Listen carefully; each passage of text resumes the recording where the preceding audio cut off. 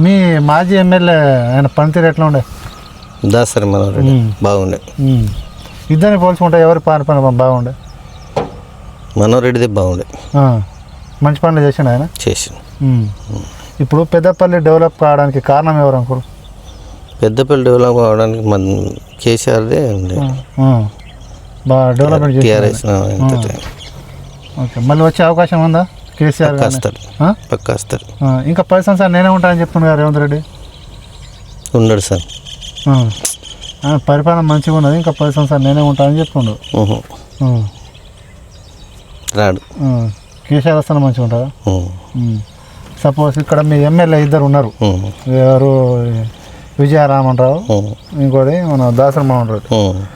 వీళ్ళిద్దరిలో పరిపాలన మంచిగా ఉన్నది, మళ్ళీ ఎవరు వస్తే బాగుంటుంది?